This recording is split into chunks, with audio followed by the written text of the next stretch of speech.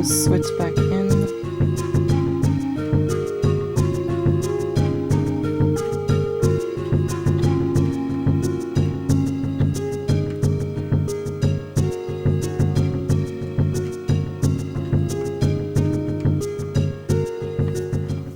Now let's test this with my continuing EV tester. Okay, so that's somewhere. Okay, so it's some resistance there.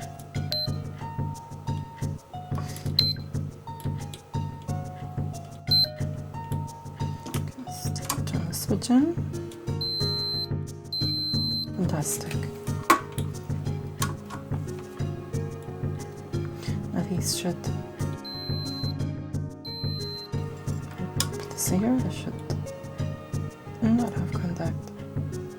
Great. That works. Everything is fine.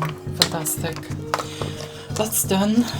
All I need to do now is Frankenstein this motherboard into the old into the old case, and we're fine then.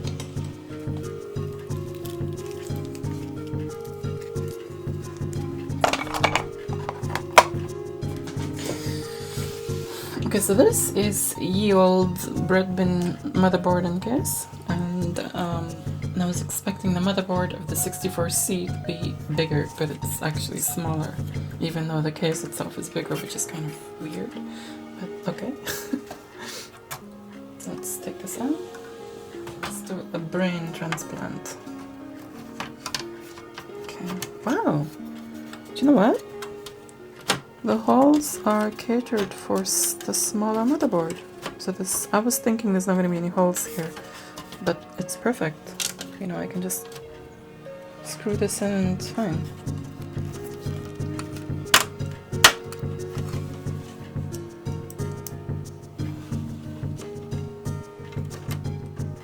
So the only thing that's annoying about this is the power LED light was, the header was located here. Now it's all the way over there, so it's too short. Because this is going to be on this side. So what I'm going to do is I'm going to extend this. Let's have some wire around here somewhere.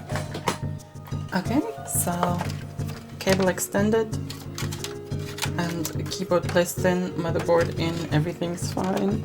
Now is the time to test this with this brand new switch and see if it actually works. I just hope it doesn't explode in my face or blow itself up. But no, positive thoughts here. You know, hopefully this will work and I will have a Commodore 64 like I've always wanted. So let's go test it. Let's go turn it on. Okay, so it's kind of crunch time and I am nervous. I'm really hoping that this works. I don't even know if this is on the on position or the off. Okay, live. Live, please. Yay! Live! It works! Fantastic! Now let's see if this works good.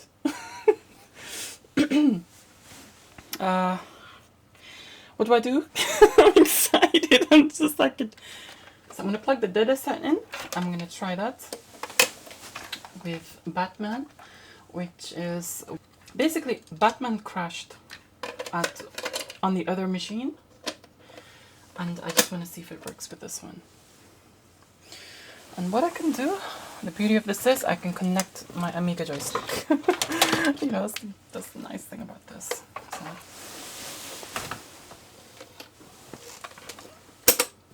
Okay, so now just play on tape.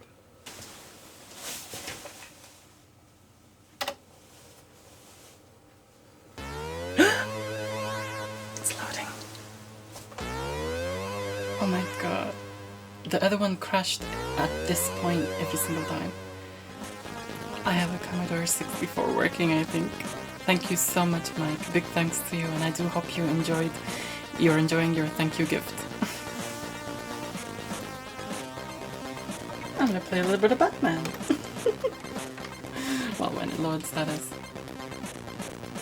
And watching it load like this with the music in the background is just beauty.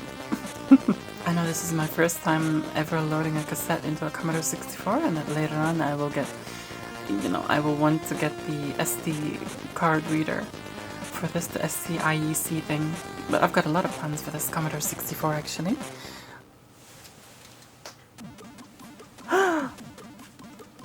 This is so cool. Stop the tape. Okay, so... Okay, so...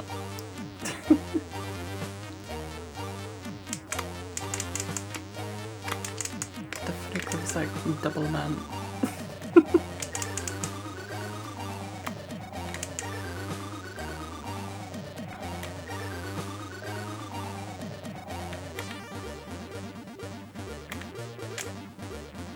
Oh man, how? How'd you get past that part?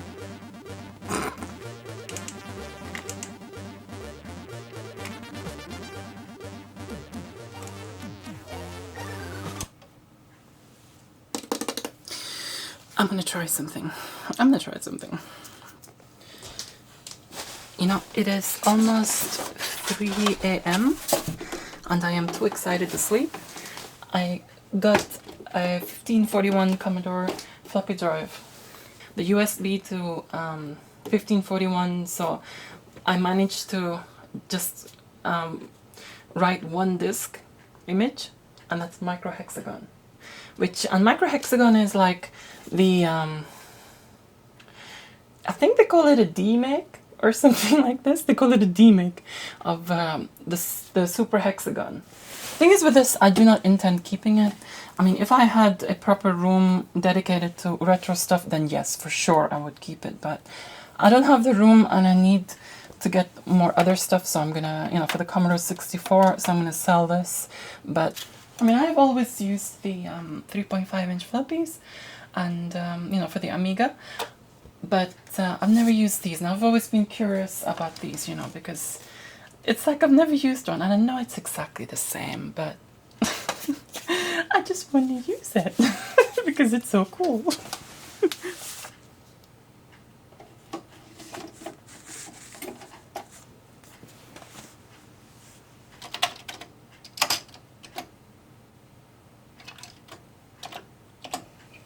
Okay, this loads.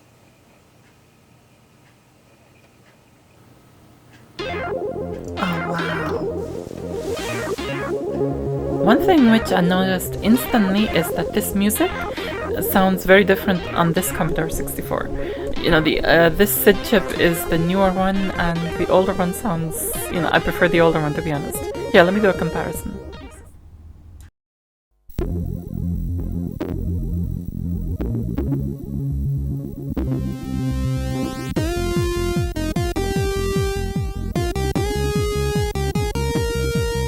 My personal opinion, this one feels as if it's got more substance, and this has actually given me an idea for a future project with the Commodore 64, and I'm not going to be revealing it right now, but there's something good coming up.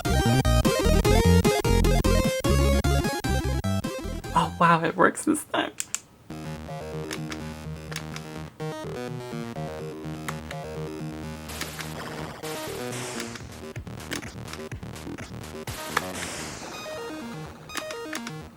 This is not for you if you have epilepsy or something.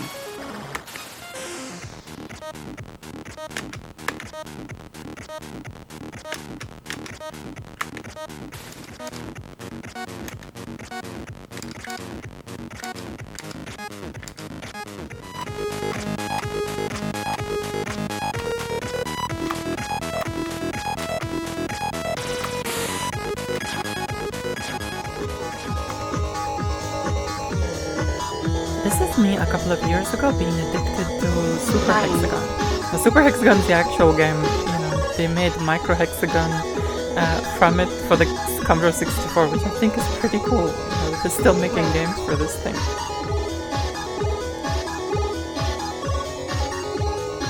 You know what I'm actually gonna do? I'm gonna check out one of the games Mike sent me.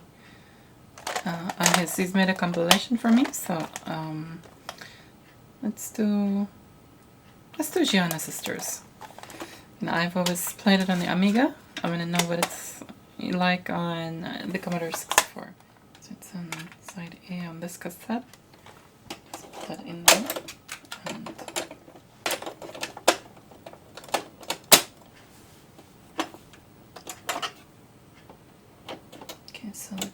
Commodore, it's on 20.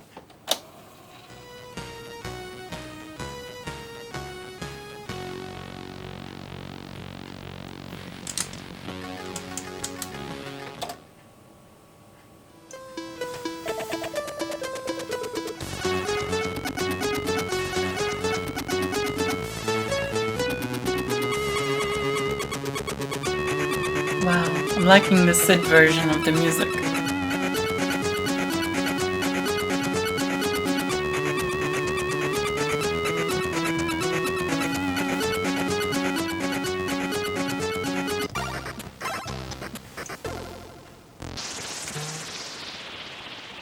Gianna seems to be a little bit bigger than in this one than in the other one.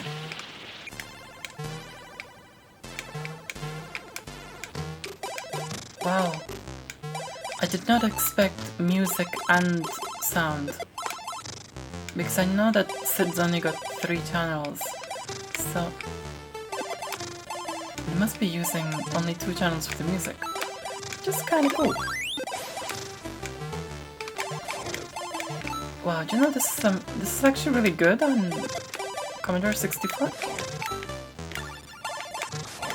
Ah!